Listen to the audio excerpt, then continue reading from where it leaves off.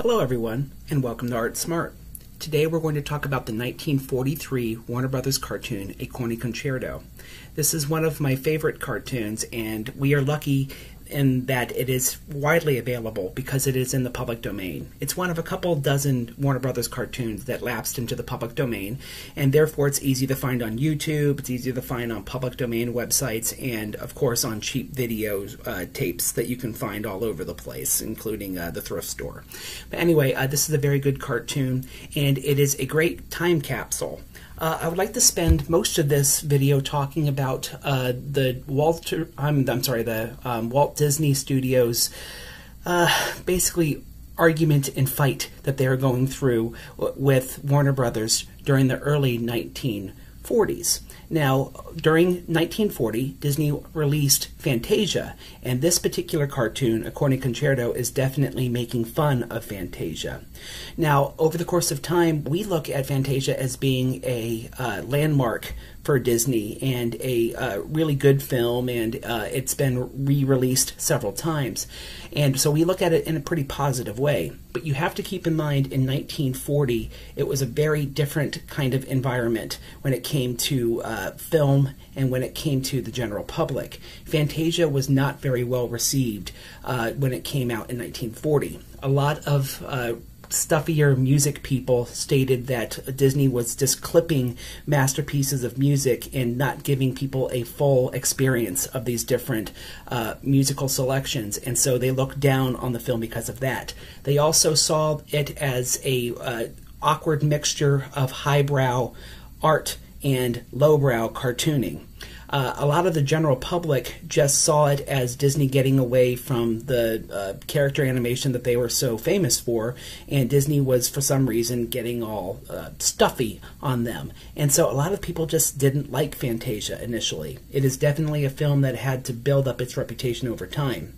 And so Warner Brothers, in this cartoon, and also in another cartoon, which was called Pigs in a Polka, which was released about a year before this one, were making fun of Disney for doing highbrow types of things using relatively lowbrow characters. And so they are making fun of Disney quite a bit for attempting to do something like Fantasia here. Also, though, Warner Brothers was very much aware that Disney's stock was kind of down when it came to critics, and Warner Brothers was on the rise. Bugs Bunny was becoming a big star. Of course, you also have Porky Pig and Daffy Duck, who were becoming bigger stars around this time, and Warner Brothers was starting to pick up momentum. So, by using their big stars here all together for one of the first times, they were celebrating the fact that they were on the rise, and they were definitely kicking Disney while they were a little bit down critically. Also, if you keep in mind, around this particular time period, Disney was going through the end and kind of the beginning of the new period after a strike of their workers. A lot of workers decided that they're going to go on strike in the early 1940s at the Disney studio, and it created a huge rift. There was a lot of negative press that was out in the media about Disney having a difficult working relationship with his staff members, and that there were strikes that, well, there was one major strike that happened over the Disney studio, and many people left the studio because of it. Warner Brothers took some of Disney's old staff in some cases, and also at the same time they were just saying, yeah, Disney doesn't look good right now, so let's kick them while they're down. And that's what they're doing here. Now, this is a pretty pointed cartoon when it comes to its humor.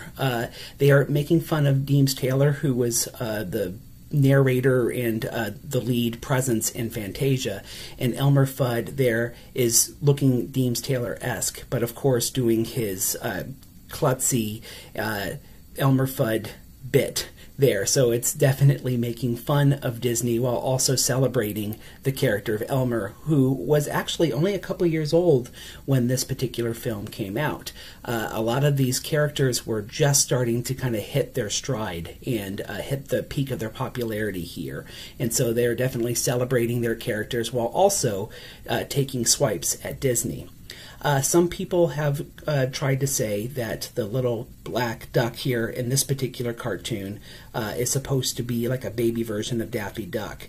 I don't see any documentation anywhere to support that, and it doesn't seem to have really been a major issue for the Warner Brothers staff. I don't think they really cared if this duck was supposed to be a little baby Daffy or not.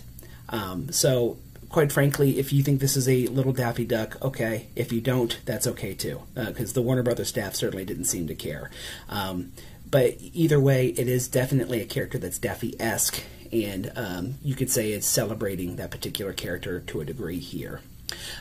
Warner Brothers had a really strong director in Bob Clampett, and Clampett was the director who did this particular cartoon. He was, I think, the right person for this particular type of cartoon because he was able to really exaggerate. He makes his characters do really big, expressive poses, and he definitely pushes the envelope when it comes to exaggeration. The earlier cartoon I mentioned earlier in this particular video, Pigs in a Polka, was done by another director, Fritz Freeling, and Freeling, though, was a little bit more Disney-esque with his timing, and he definitely was a little bit more precious with the characters, and he liked animating to music, and so he was almost too Disney-like to really lampoon Disney in a harsh way, in my opinion. Bob Clampett had no love for Disney, or really hate either, and so he was the right person to lampoon Disney here. He exaggerated and kind of does these big takes, especially as you see the swan or duck or whatever that is there. That's a duck. Just kind of doing these very exaggerated, big, over-the-top takes. And so he was the right person to be lampooning Disney here. I definitely think that this particular cartoon showed a new direction that Warner Brothers was going to continue to go. If you look at cartoons even from a year before this, they were still relatively slow and kind of precious. Warner Brothers was just starting to figure out that they could do these kind of big, over-the-top gags, have lots of violence, and could also be less sweet and gentle with their characters and get away with it. And they definitely are trying that here and succeeding, in my opinion. I think it's a great cartoon, and hopefully you enjoy it. Hopefully you have learned a little bit more about the Disney and Warner Brothers arguments that were happening in the early 40s, and hopefully you're just a little bit more art smart. Have a great day, everybody. Bye-bye.